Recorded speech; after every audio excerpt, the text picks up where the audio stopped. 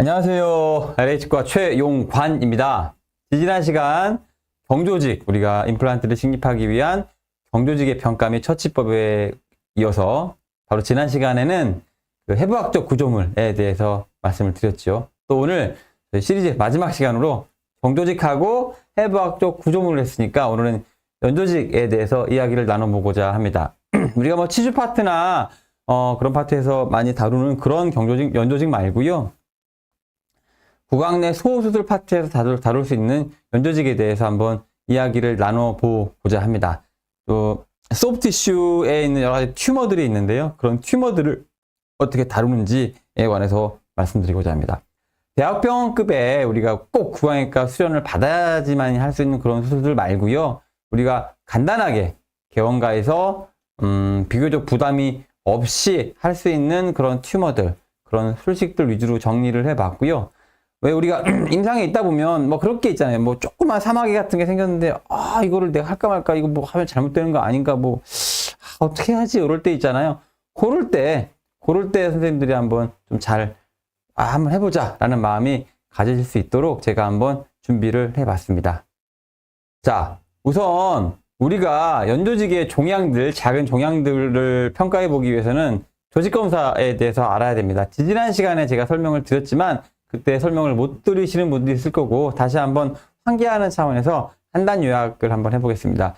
조직검사는 그 종물을 현미경으로 보는 걸 이야기합니다. 현미경상의 소견이 뭔지 알아서 정확한 진단을 하기 위한 하나의 과정이라고 생각하시면 되고요.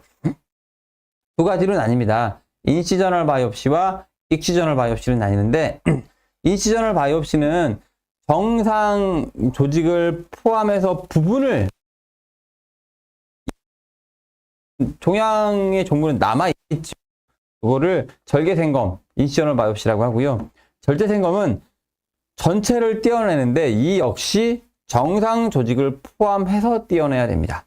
정상 조직을 포함해서 안전 영역이라고 하죠. 안전 영역을 포함해서 전체의 종물을 다 떼어내는 것을 익시저널 바이옵시라고 합니다. 이렇게 생검을, 조직검사를 통해서 채취된 조직은 포르말린 통에 이렇게 담겨집니다. 그냥 이 포르말린 통에다 담기면 되고요. 그런 다음에 닫아주면 됩니다. 식염수나 일반 뭐 증류수나 일반 탭으로 하시게 되면 조직이 변형이 오기 때문에 반드시 포르말린 통으로 하셔야 되고요. 포르말린 통을 어떻게 구하냐면 저 같은 경우에는 GC랩에서 하는데, 각 치과대학병원 병리과에 연락을 하셔가지고 문의를 하셔서 포르말린 통을 말씀해 주시면 다 보내주실 겁니다. 보내주셔서 조직검사를 하시면 되고요.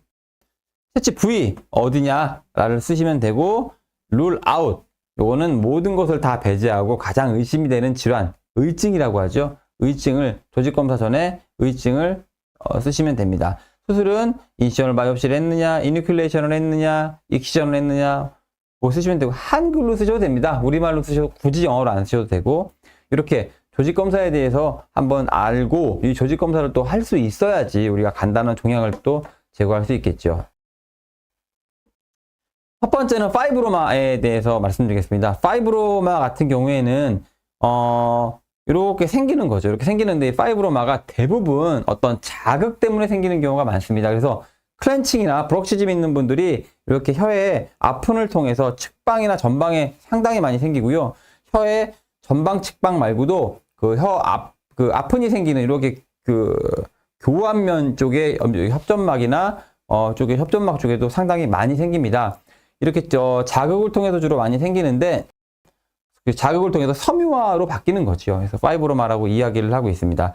이 종물도 보시면 마취를 할 때 종물이 직접 마취를 하는 것이 아니고요. 주변을 통해서 마취를 하게 되어 있습니다. 주변을 통해서 마취를 하고, 이 태깅 수초라고 하는데 이따 영상으로 제가 설명드리겠습니다. 태깅 수초를 통해서 혀나 입술을 탁 당기게 되면은 확실하게 리트랙션이 되기 때문에 이 태깅 수초를 반드시 하시는 것이 도움이 됩니다. 그리고 이 종물을 당겨보면은요, 하얀 부위야 뭐 그렇지 않은 부위, 약간 경계가 보이거든요. 이 경계 부위를 보다 여기 보시면 조금 더 세이프티 마진을 줘서 조금 더 넓게 이렇게 제거를 하면 됩니다. 요것을 아까 제가 말씀드렸다시피 익시저널 바이옵시, 절제 생검이 되겠죠. 이렇게 익시저널 바이옵시를 통해서 아까 그 포르말린 통에 톡 담가가지고 보내면은 진단명 파이브로마라고 이렇게 현미경적 소견이 나옵니다. 사실 이게 우리가 어렵지 않거든요. 우리 임플란트도 하시고 뭐 뼈에 구멍도 뚫고 막 GBR도 하고 사각동 점막 올리고 이런 거 다 하시잖아요. 얼마나 간단합니까? 슉 떼내기만 하면 되니까 이렇게 하시면 되고, 일반적으로 생검은 블레이드로 하는 것이 원칙입니다. 하지만 저는 뭐 블레이드 아니고도 많이 하긴 하는데, 영상을 통해서 한번 봐보실까요? 마취를 먼저 하고요. 태깅 수처를 합니다. 태깅 수처를 여러 가지 방법이 있는데 그냥 편하게 한쪽으로 넣었다가 반대쪽으로 빼면 되는데, 이 태깅 수처 할 때 옆에서 직원들이 뭐 어머머머 어머머머 막 이래요. 무서운가 봐요. 뭐 무서운 건 아닌데 마취가 됐기 때문에 안 아프죠. 이렇게 혀를 잡아서 이쪽으로 들어와서 이를 빼는 거죠. 매트리스 봉합하듯이 쭉 당기면 됩니다. 이렇게 쭉 당기게 되면 딱 조물 있는 부위가 바로 집히게 되죠. 이렇게 좀 집은 조직을 세이프티 마진을 줘서 이 바깥쪽으로 제거해내는 겁니다.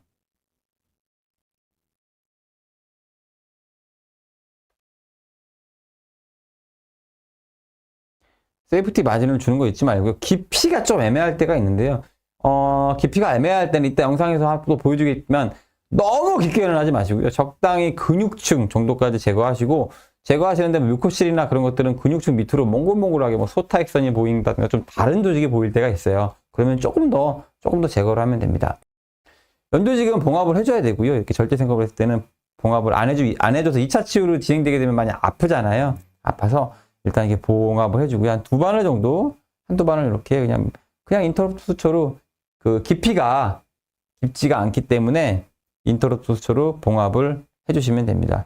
봉합사는 뭐 브렉실크 쓰셔도 되고요. 뭐 바이크릴이나 캣컷 같은 거 쓰셔도 되고, 모노필라멘트 같은 딱딱한 봉합사를 쓰게 되면, 뭐 나일론 같은 모노필라멘트를 쓰게 되면 혀나 협점막은 굉장히 불편합니다. 딱 찔리기 때문에. 그래서 이거 뭐 사실 그렇게 텐션이 중요한 봉합은 아니거든요. 그렇기 때문에 뭐 멀티필라멘트를 쓰시는 것이 훨씬 더 환자가 유리하고요. 뭐 저렴하게 쓰시고 싶으시면 블랙실크를 쓰셔도 되고, 조금 더 나는 블랙실크보다는 좋은 실을 쓰고 싶다 하시면 바이크릴이나 캣컷 이런 봉합사를 사용을 하셔도 되겠습니다. 다음은 경구개 쪽에도 파이브로마가 생기는 경우가 종종 있습니다. 파이브로마가 생기는 경우가 있는데, 이런 경우에도 이렇게 이때는 사실 혀 같은 게 아니기 때문에 태깅 수처를 할 필요는 없죠. 태깅 수처를 할 필요는 없고, 이렇게 그 조직을 핀셋으로 잡아가지고 당깁니다. 당기면은 역시 이렇게 그 경계가 보입니다. 이 경계 부위가 보이고, 경계 부위에 세이프티 마진을 줘서 절개를 해내면 됩니다. 이때는 보비를 썼고요. 제거해냈는데 경구개 부위는 우리가 어떻게 뭐 이거를 봉합을 할 수는 없거든요. 경구개 부위는 봉합을 할 수는 없기 때문에 이렇게 제거한 채로 그대로 조직 검사를 보내면은 이 경구개 부위는 자연스럽게 2차 치유가 됩니다. 굉장히 빨리 났습니다. 우리 FGG 이만큼 시도도 잘 났거든요. 그렇기 때문에 많이 아파하지도 않고 작은 부위이기 때문에. 그래서 조직 검사를 내보면 현미경적 소견으로 파이브로마라고 이렇게 진단면이 나옵니다. 제가 자세한 병리학적 소견을 오늘 이야기하지는 않겠습니다. 그걸 뭐 알 필요도 없고요. 우리가 뭐 파이브로마, 파필로마 몇 개 되지도 않기 때문에 우리가 외래에서 할 수 있는 것들은 그런 것들에 대한 특징, 어떻게 조직 검사를 해야 되는지 그런 것들에 대해서 중점적으로 말씀을 드려보고자 합니다. 이렇게 파이브로마가 이 폴립이라고 나와요. 폴립도 그렇고요. 폴립도 사실 파이브로마랑 거의 뭐 비슷한데 이것도 마찬가지입니다. 크렌치기 있는 사람들 그 교합 면에 따라서 이렇게 아픈이 생기게 되고 그쪽에 많이 생깁니다. 그쪽에 많이 생겨서 이렇게 세이프티 태깅 수처하고 당겨가지고 세이프티 마진을 줘가지고 보비로 제거를 했는데요. 이렇게 보비로 제거를 해가지고 놓고 너무 작기 때문에 딱 한 바늘만 이렇게 찝다시피 해가지고 살짝 봉합을 해주면 크게 어렵지는 않죠. 이런 것들을 통해서 우리가 간단하게 섬유종이 이 구강 내에 생겼을 때 할 수 있고요. 대부분 어디 생긴다? 지속적인 자극에 의해 생기는 경우가 많기 때문에 혀의 측면, 전방면 혹은 협점막의 교환면 부위에 많이 생긴다. 혹은 구개측에 생기는 경우도 있다. 뭐 이렇게 기억을 하시면 되겠습니다. 다음은 파필로마인데요. 이 파필로마는 현미경적 소견을 봤을 때 볼록볼록 이렇게 나와 있다. 그래서 파필로마라고 이야기를 하고 있습니다. 그래서 이 파필로마는 특징이 뭐냐면 여기서 양배추꽃 모양이라고 하는데 저는 양배추꽃을 본 적은 없어요.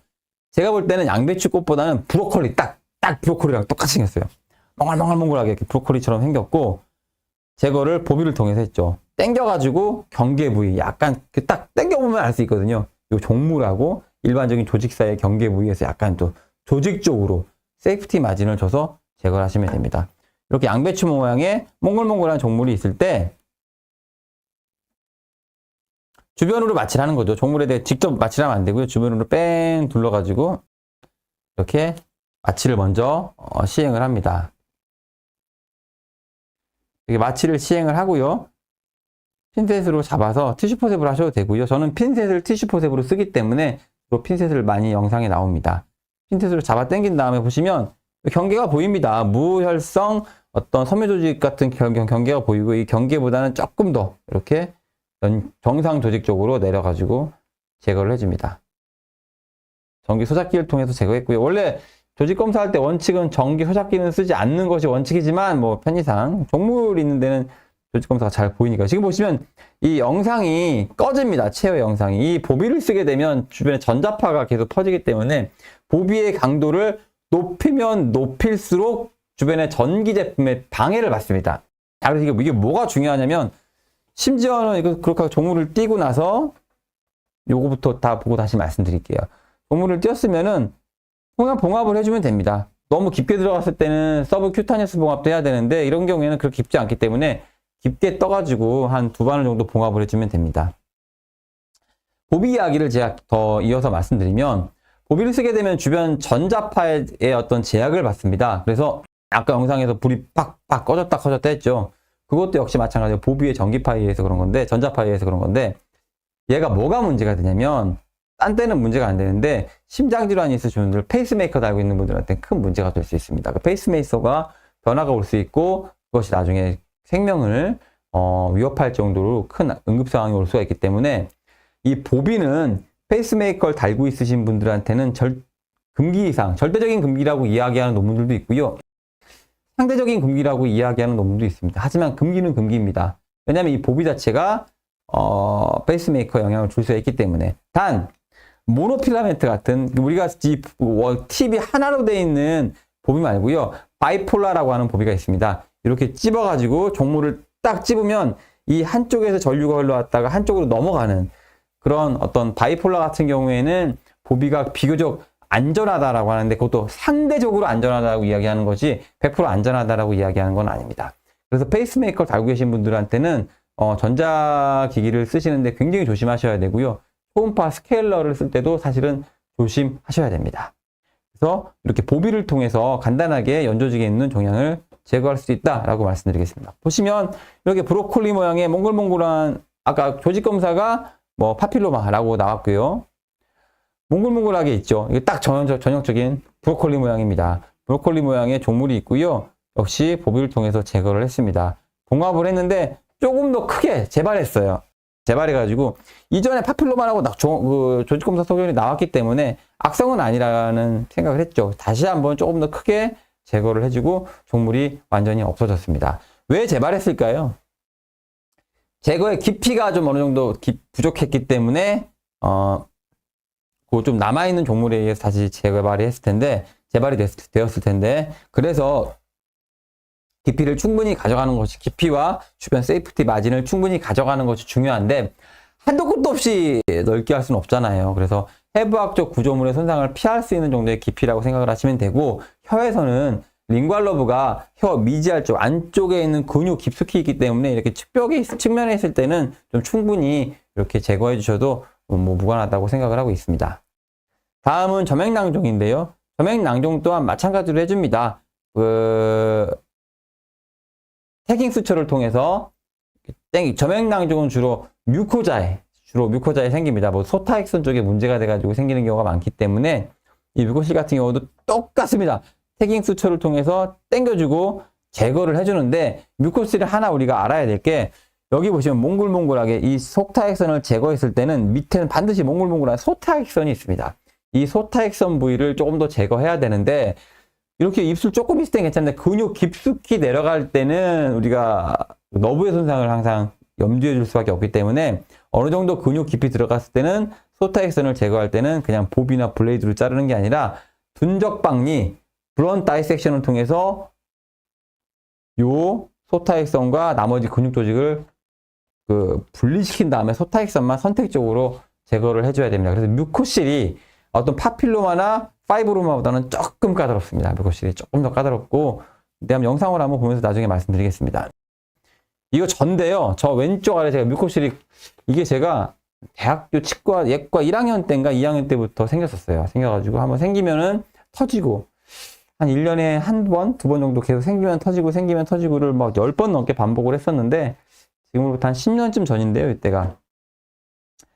생기는 거예요. 그래서, 한 번만 더 생기면 이제 내가 이거를 수술해서 제거해야겠다. 그래. 제거하기 전에 마지막으로 한 번만 사진을 찍자고 이때 찍었는데 그 뒤로 안 생기더라고요. 그래서 이렇게 생기다가 뭐 안 생기는 경우도 종종 있습니다. 그래서 저는 뮤코실 같은 경우에는 한 번 있다고 다 제거하진 않고요. 재발했을 경우, 이게 터졌다가 또 재발하면은, 이게 터졌다가 다시 재발하면 거의 뮤코실이라는 확증이 되는 거니까, 그때 저는 보통, 수술을 권하고 있습니다. 그런 환자고요. 이렇게 자꾸 재발하고 터지고 다시 생기고 터지고 다시 생기고가 반복됩니다. 약간 투명한 액체로 채워져 있는 것처럼 보이는 게 특징이죠. 주변에 이렇게 태깅 수치를 이쪽이 하나, 이쪽이 하나, 두 개 묶어가지고 당깁니다. 태깅 수치라고 어려운 게 아니고요. 뭐 여러 가지 책들에 보면 이렇게 해라 저렇게 하라 너무나 많은 방법들이 있는데, 그거에서 얽매이지 마시고 그냥 적당히 꼬매서 당기면 되는 거예요. 당겨가지고 어시스트가 당겨줘서 움직이지 않고 수술할 때 도움이 되면 되는 겁니다. 너무 어렵게 생각하지 마시고요. 저기 매트리스 봉합하듯 이렇게 봉합해서 당기는 경우도 있고, 한쪽을 당기는 경우도 있습니다. 마취를 미리 했고요. 마취를 미리 해서 그냥 인터럽트 수초로 미지알 쪽에 하나, 디스탈 쪽에 하나, 두 개의 봉합을 완료했고요. 당깁니다. 자, 이제 모스키토나 헤모스탯이나 뭐 그런 기구를 잡아가지고 당기고요. 예. 초점이 가운데가 아니었는데 보기 불편하셨을 텐데 가운데가 왔습니다. 네. 그래서 자, 당깁니다. 잡아가지고 이제 조물을 당기면 이렇게 투명한 데랑 정상 조직하고 경계가 보이실 거예요. 이렇게 경계가 보이시기 때문에 이 경계 부위보다 세이프티 마진 바깥쪽으로 제거를 합니다. 블레이드를 통해 하셔도 되고요. 임상 사진 좀 찍었고, 블레이드를 통해 하셔도 되고, 저는 보비로 편하게 하고 있습니다. 이렇게 경계 부위를 한 번에 자르지, 한 번에 쭉 하는 게 아니고요. 한층 살살살살 하면서 주변에 밑에를 보면서 하는 겁니다. 밑에 혹시나 뭐 여기에는 특별히 천층에는 신경이나 혈관 같은 건 없겠지만 혹시나 뭐가 있진 않은지 한 층 제거하고 또 한 층 제거하고 한다는 마음으로 조금씩 이렇게 조금 이렇게 지금 세이프티 마진을 줘서 경계 부위보다 조금 더 바깥쪽으로 해서 이렇게 부위를 제거해 나갑니다. 이때 사실은 석션을 하면 안 돼요. 이게 지금 얼마 안 끊어졌기 때문에 석션하다가 쏙 하고 빨아들일 수도 있거든요. 그래서 이렇게 드라이 거즈나 하면 또 뻔을 입을 수도 있으니까 웨거즈 같은 걸로 이렇게 톡톡톡 쳐가면서 하는 게 사실은 안전합니다. 잘 보시면 근데 이렇게 제거하다 보니까 이게 몽글몽글한 게 뭐가 보이죠. 정상 조직이랑 약간 달라요. 이게 바로 소타액선이에요. 지금 보시면 여기 이렇게 몽글몽글하게 나와 있는 소타액선이고, 제가 연조직에서 지혈이 될 때는 어떻게 하라 그랬죠? 그때는 보비를 쓰거나 압박을 하기 전에 여기에 이렇게 연조직에서 지혈될 때는 제가 지난 시간에 말씀드렸는데, 연조직에서 지혈될 때는 인젝션을 통해서 리도케인 인젝션을 통해서 쭉 하고 강한 압력으로 지혈을 좀 막고요. 그러셔도 되고, 한번 닦아내 봅니다. 꺼주로 계속 압박을 하면서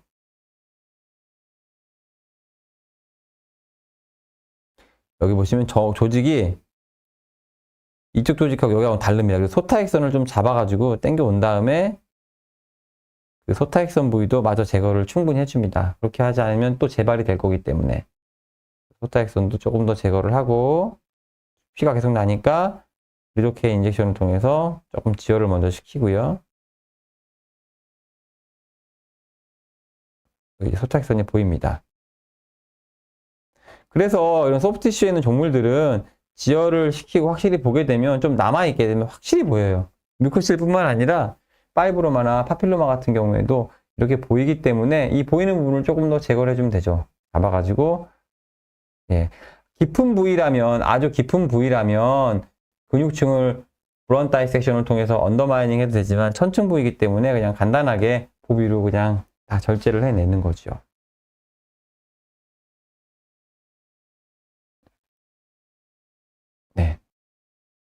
절제한 다음에 제거됐다고 판단이 되면 봉합을 해줍니다. 봉합을 해주는데 약간 조금 깊어졌기 때문에 한 번에 뮤코자를 하지 않고 이 밑에 있는 근육층을 한번 서브큐타니스 봉합을 통해서 데드 스페이스를 줄이는 거예요. 한 번에 이렇게 봉합하게 되면 여기 요것과 요것을 한 번에 봉합하게 되면 이 가운데가 비어요. 비기 때문에 여기를 이렇게 서브큐타니스 봉합을 하고 그 다음에 다시 위쪽으로 꾸며주는 겁니다. 지금 이게 서브큐타니스 봉합을 하는 거고요.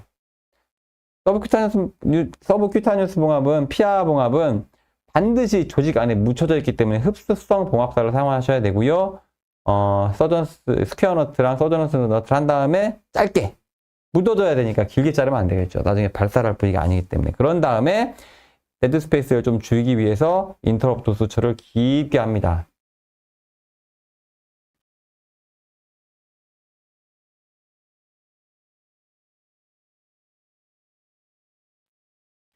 예, 인터럽트 수처를 조금 더 깊게 해가지고 수술을 뭐 마무리하면 됩니다. 마무리하고 똑같이 꼬맨 거죠. 예, 똑같이 꼬맸습니다. 똑같이 꼬매고 퇴행수처 제거해주고 수술을 마무리했습니다. 그래서 뮤코실, 진단명은 뮤코실로 나왔습니다.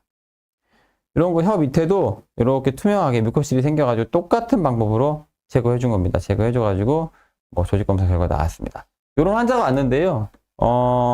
여기가 뭔가 몽글몽글하게 누공처럼 생겼어요. 그래서 타원에서 요 46번에 엔도한 거에서 누공이 앞으로 올 수 있죠. 46번이 오리진 같다고 했는데 이분 임신 중이었습니다. 임신 중이어가지고 제가 어차피 임신하셨으니까 지금 뭐 따로 이건 그 전에 찍은 사진이고요. 중간에 임신을 하셨는데 어떻게 안 되니까 이게 터지나 안 터지나 봅시다 라고 이야기를 했죠. 그래서 줄었다가 다시 커졌다고 몇 달 있다 오셔가지고 얼마 있다 오셔가지고 줄었다가 다시 커졌다 요걸 한 2번 반복하길래 제가 이제 또 속에 투명한 액체로 채워져 있잖아요. 그래서 뮤코실이라고 확신이 하고 나중에 없어지기도 했고요. 뮤코실에 준해서 진료를 했죠. 근데 임신 중이기 때문에 따로 수술을 하거나 그러진 않았고요. 그냥 지켜보기만 했던 그런 환자입니다. 네, 혀에 이렇게 종양이 있어도 제거해가지고 똑같이 연조직에 그 종물을 제거할 수 있는데요. 이제 문제는 암이에요, 암. 이 암이 참 어려운 게, 이 상태로 우리한테 오는 환자는 사실 없겠죠. 이 상태로 우리한테 오는 환자는 없고, 이분들은 스테이지가 좀 진행된 그런 캔서 환자들인데, 문제는 이런 것들은 엑스레이만 보면 누가 암인 줄 알겠습니까? 그냥 치주염이지. 여기 좀 보너스 좀 있어가지고 45번 뺀 환자지. 그죠? 이런 환자도 얼핏 보면은 이게 무슨 암이에요. 그래서 참 이게 캔서 진단이 어렵습니다. 얘는 조금 의심해 볼 만한데, 그래서 우리는 제가 항상 말씀드리는 게 사이즈와 상관없이 명쾌한 파필로마, 파이브로마, 뮤코실 등의 몇 가지 병소를 빼고 조금이라도 이상하다 그러면은 저는 보내십시오. 큰 병원에 보내셔서 조금 더 우리보다 전문적인 지식이 있는 분들이 보도록 하는 게 더 맞지 않을까라는 생각을 하고 있습니다. 자, 이런 환자는 10번 때 이제 부종이 생깁니다. 부종이 생겨가지고 부풀어 오르는 거예요. 부풀어 올라서 손으로 만져도 경결감이 딱딱하게 만들어집니다. 근데 캔서 같은 경우에는 경결감이 있는 조직으로 자라면 상당히 스테이지가 진행된 거기 때문에 또 CT나 그런 거에 큰 문제는 없어서 보비를 절개를 한 다음에요. 속에 있는 종물을 떼서 조직 검사를 보내니 플레모픽 아데노마라는 양성 종양이 나와가지고 깨끗이 끝냈던 환자입니다. 또한 경조직에 이렇게 조금씩 나와 있는 것들도 전부 다 조직 검사를 통해서 우리가 해볼 수 있다. 이렇게 말씀드리겠습니다. 제가 지난번에 설명드렸던 혀 앞에 뮤코실 환자입니다. 이 환자가 뮤코실만 제거하러 온 게 아니라 지금 보시면 메롱하고 혀를 이렇게 내밀기만 했는데 여기가 쏙 들어가잖아요. 그래서 텅타이가 심해가지고 쏙 들어가는 겁니다. 그래서 이분이 발음도 짧고 그래서 뮤코실을 제거하면서 이 종물을 제거하면서 프레넥토미 같이 해달라고 요청을 하셨어요. 그래서 제거를 하고 이렇게 프레넥토미까지 같이 진행했던 환자입니다. 한번 영상 보면서 이야기를 해보죠. 자, 일단 여기 뮤코실이 있고요. 주변에 리도케인 인젝션을 합니다. 한쪽에만 하는 게 아니라 주변 삥 둘러가지고 주변 조직으로 다 같이 하는 거죠. 충분히 깊게, 처음에는 얕게 하다가 깊게 리도케인 인젝션을 아스피레이션은 반드시 하시고요. 뭐 큰 혈관에 지나가지는 않지만 이 아스피레이션이 제가 볼 때는 습관 같아요. 습관이기 때문에 아스피레이션을 하지 않으면 우리 항상 리도케인 안에는 에피네프린이 들어있기 때문에 혈관 안으로 하치오 신경 전달 마취할 때 특히 더 그렇습니다. 그래서 아스피레이션을 인젝션 할 때는 항상 하길 바라고요. 이렇게 아까 제가 또 드리고 싶은 말씀이 우리 리도케인 마취를 할 때 요 쉔크 부위를 펴가지고 쓰시는 분들이 있거든요. 이렇게 펴가지고 그럼 이렇게 깊게 찔렀을 때 똑하고 부러지는 경우도 있어요. 이런 경우에는 뭐 어떻게 뺄 수 있겠지만 이게 그 트리고맨디블 스페이스 쪽으로 하게 되나 그러면 못 뺍니다. 빼가지고 절대로 여기 쉔크 부위는 휘지 마라. 굉장히 약하다. 이렇게 말씀드리겠습니다. 자, 그래서 태깅 수처를 아까 제가 말씀드린 방법대로 이쪽으로 들어갔다가요. 이쪽으로 나오죠. 태깅 수처를 그냥 블랙실크 아주 편하게 쓸 수 있는 비교적 저렴하고 쉽고 편하게 잘 구할 수 있는 블랙실크를 사용해서 태깅 수처를 하고 어시스턴트 쌤한테 탁 당기도록 이제 지시를 하는 거죠. 왜냐면 어시스턴트 쌤이 당겨야지 제가 왼손 핀셋으로 종물을 잡을 거 아니에요. 종물을 잡아서 당겨야지 종물과 정상 조직과의 경계면을 우리가 알 수 있으니까 당긴 다음에 조금 더 마취를 더 해줍니다. 근데 벌써 당기니까 얘가 하얗게 되잖아요. 이게 지금 전형적인 텅타의 양상입니다. 무혈관성 결체 조직이 하얗게 당겨지면 절개를 주면 되는 거죠. 근데 일단 요 뮤커실부터 제거를 해야죠. 깨끗하게 이리게이션 해주고요.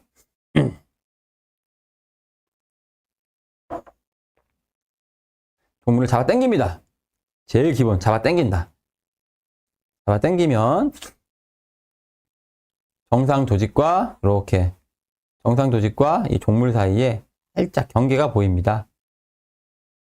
경계 보이는 부위에 블레이드를 사용해서 한 번에 깊숙이 넣지 말라 그랬죠. 살살살살 위에서부터 뭐 이런 표현 써서 뭐하지만 정말 회 뜨듯이 살살살살 위쪽에서부터 일단 뮤코스 부위를 절개를 하고요. 밑에 근육층에 어떤 다른 해부학적 구조물이 있나 없나를 확인하고 다시 한번 절개를 해주고 이 과정을 반복하는 겁니다.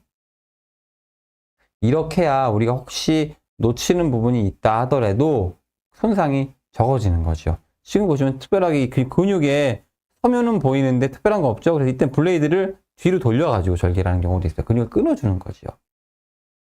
제가 한번 영상으로 보여드리려고 한번 뒤집어서 한번 해봤고요. 이렇게 지금 특별한 거 없습니다. 특별한 거 없으니까 뒤집어 톡톡톡톡 끊어주면서 가죠. 네, 특별한 거 없을 때는 쭉쭉쭉 끊어주면서 갑니다. 당기면서 살살살 한 번에 쭉 하는 게 아니다. 살살살살살 위에 이렇게 뭐 포 뜨듯이 회 뜨듯이 그런 느낌으로 이렇게 제거를 해주는 거다. 당기면서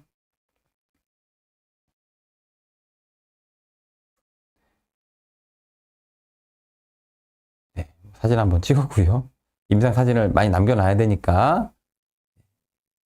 그래서 지금 보시면 제가 항상 강조하는 얘기가 이렇게 블레이드를 쓸 때는 감장 절개를 할 때도 마찬가지고 블레이드 날이 있어요. 웬만하면 이 블레이드 날보다 더 깊게 들어가는 경우는 거의 없다고 보십니다. 아주 두꺼운 하드 티슈에 그 두꺼운 상하게 구개측의 판막에 절개할 때 빼고는 대부분의 수술에서 요 날을 넘어가는 경우는 많이 없어요. 감장 절개할 때도 뮤코즈를 제거해야 되니까 요 날로 하는 거고요. 이렇게 종물을 한 층 위쪽으로 할 때도 얘를 넘게끔 깊숙하게 칼질, 그죠? 이 블레이드질을 하실 일은 거의 없다. 이렇게 생각을 하시면 되겠습니다. 이렇게 제거를 해냈습니다. 제거해서 이제 포르말린통에 넣고요. 넣고 보시면 여기 밑에 몽글몽글한 소타액선이 보여요. 여기 이쪽에. 안쪽 여기 네, 소타액선이 보이고 하얗게 지나가는 건 링괄러브고요. 링괄러브도 이제 박리시키면서 있다고 다 손상되는 건 아니니까 박리시키면서 지혈을 지금 꾹 눌러서 하고 있죠. 브런트 다이섹션. 지금 링괄러브가 보이는 근육층에 있다 보니까 좀 깊은 근육층을 갔으니까 이거 근적박리라고 합니다. 넣어서 벌리면서 들어갑니다. 붙인 상태에서 들어가서 벌리면서 붙이고 들어가서 벌리면서 박리를 시켜주는 겁니다. 그래서 어느 정도 박리가 됐으면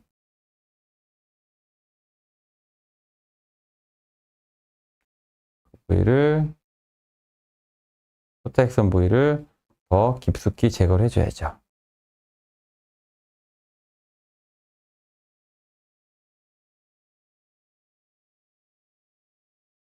그래서 뮤코실은 소타액션 부위를 제거를 해주는 게 사실은 중요합니다.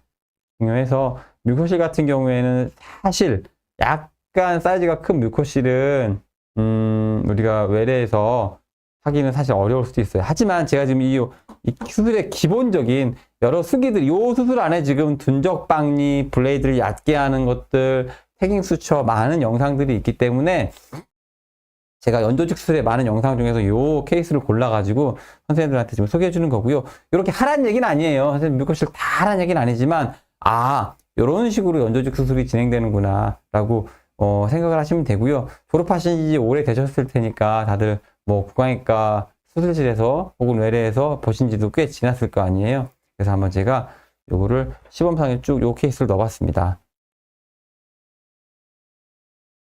그리고 봉합을 할 때는 그냥 단순 봉합으로만 하게 되면은 저게 데드 스페이스가 생깁니다. 그래서 요 점막과 요 근육을 먼저 붙여주는 겁니다. 자, 이제 서브큐타니어스 봉합이라고 하는데요. 아래쪽에 있는 근육층을 한번 떴죠. 근육층을 한번 찝어줬고요. 이렇게 지금 오른쪽에서 왼쪽으로 들어왔으니까 위쪽을 왼쪽에서 오른쪽으로 들어야지 매듭이 꼬이지가 않겠죠. 위쪽은 왼쪽에서 오른쪽으로 점막 하로 들어가는 겁니다. 네, 점막 하로 나온 거를 지금 보시면 이렇게 들어가서 이렇게 나와서 얘를 매듭을 지어주게 되면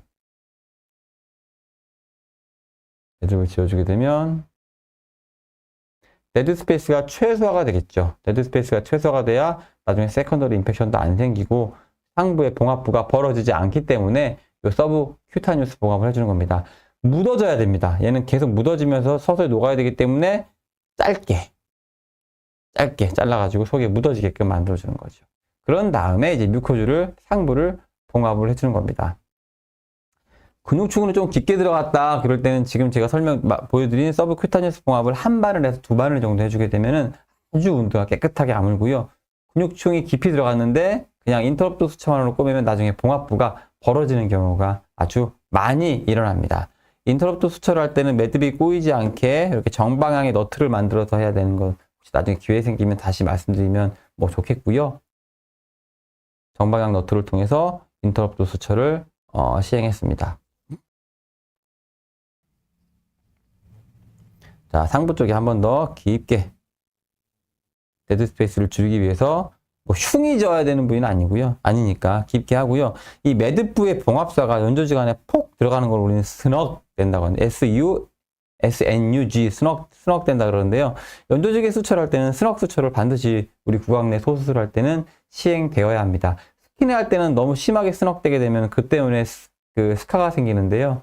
우리는 스넉되게 해야 된다. 스카 상관없으니까. 또 지금은 보시면 쭉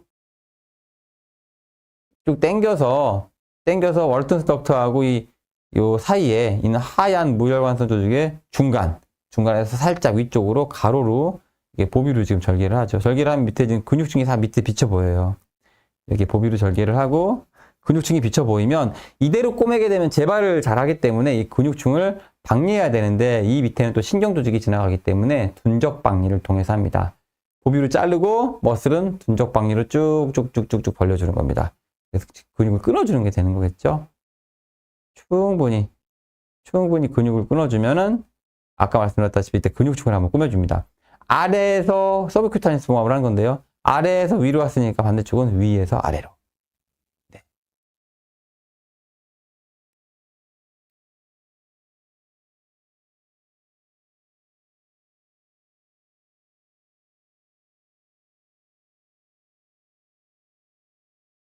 예, 뭐 이런 프로넥토미 같은 것들 하기 싫어하고 안 하시는 선생님들이 꽤 있긴 할 텐데 그래도 한번 어떻게 시행되는지 한번 보시고요. 예, 뭐 지금쯤 영상 끄셨을 선생님도 계실 것 같은데 끄지 마시고 한번 끝까지 한번 영상 보시기 바라겠습니다. 밑에 있는 봉합이기 때문에 짧게 끊어줘야 됩니다.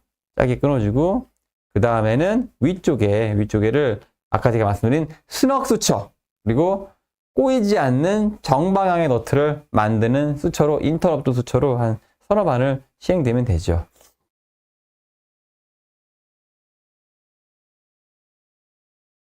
이렇게 매듭이 꼬이지 않게, 이렇게 보시면 이렇게 꼬이지 않게 이렇게 들어갔죠. 일직선으로 꼬이지 않게 들어가고 밑에 스너깅 돼 있죠. 이렇게 되면 안 풀립니다.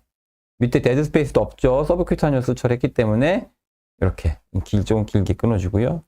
밑에 마르튼스 덕트가 있으니까 너무 마르튼스 덕트 붙여서는 꼬매면 안 되고요. 적당히 그 위쪽으로만. 여긴 조금 벌어지더라도 충분히 2차 치유가 되는 부위이기 때문에 텅타이는 이 위쪽에서 이루어지기 때문에 혈의 근육축 레벨에서 이루어지기 때문에 너무 마르튼스 덕트 붙여서까지 봉합을 해줄 필요는 없다고 생각합니다. 이 정도로만 해도 제발 안 되고 충분히 혀도 길어지고 많이 불편한 증상이 많이 줄어듭니다.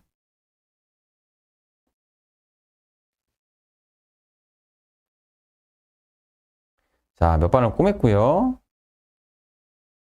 네, 이런 데 조금 벌어져 있죠. 이런 데 벌어져 있으니까 마저 이런 데도 좀 더 꼬매주면 훨씬 더 깔끔하게 수술이 마무리 되겠죠. 예. 이렇게 봉합을 다 완료해 준 케이스가 이렇게 있습니다. 정리해서 말씀드리면 태깅 수철에서 올리고요. 이 무커실 있는 부위를 당겨요. 당겨서 정상 조직과 종물 조직의 세이프티 마진을 보고 정상 조직 쪽으로 절개를 해나고요. 얘를 떼고 조직을 떼내고요. 그 다음에 봉합해주고 프레넥토미 할 때는 텅을 태깅 수치에서 당기고 쭉 하얗게 무혈관성 어떤 섬유 다발이 보이면 마르튼스 덕트와 그 상부의 2분의 1 가운데에 살짝 위쪽으로 가로로 절개를 해주면 마른 목골이 됩니다. 마른 목골이 되고 그 다음에 근육을 둔적 박리를 통해서 벌려준 다음에 봉합을 해주면 되는 겁니다. 자, 이렇게 제가 몇 케이스 보여드렸고요. 다음은 우리가 임상에서 아주 흔하진 않지만 종종 보게 되는 헤만지오마에 대해서 한번 더 말씀드려 보도록 하겠습니다. 이제부터 보너스라고 생각을 하시고 한번 보시면 되겠습니다. 혈관종은 사실 꽤 많이 봅니다. 우리가 임상에서. 그 안쪽이 혈관의 이상 증식으로 인해 생기는 종물이라고 보시면 되고요. 혈관 덩어리라고 보시면 됩니다. 혈관종인지 진단하기 위해서는 반드시 MRI가 필요합니다. 사실은 MRI에서 T2 영상에서 물 강조 영상에서 하얗게 보이면 헤만지오마라고 진단을 보통 하게 되어 있습니다. 사이즈가 7.5mm, 11.25mm, 한 1cm 정도 지름을 가지고 있는 그런 헤만지오마인데요. 상당히 큽니다. 1cm라고 해서 작게 생각은 하지만 이게 또 자라납니다. 시간이 지나면 자라나기 때문에. 그래서 헤만지오마 같은 경우는 여러 가지 혈관 경화제가 있는데 혈관 경화제를 주사만 함으로써 이렇게 없어지는 경우도 아주 많이 있습니다. 헤만지오마를 혈관 주사를 해야 되는데 이게 사실 우리 치과 쪽에서 이 혈관 경화제를 구하기도 어렵고 여러 가지 문제가 있어가지고 예전에는 많이 했는데 최근에는 그냥 저는 제거합니다. 최근에는 제거하는데 이 혈관종을 제거할 때 욕심이 좀 생겨서 온전히 제거하고 싶으니까 이 블레이드를 지금 보시면 살짝만 해놓고요. 뒤로 해가지고 턱턱턱 끊는 겁니다. 제가 아까 블레이드 뒤로 속에 이제 혈관종이 있고요. 블레이드를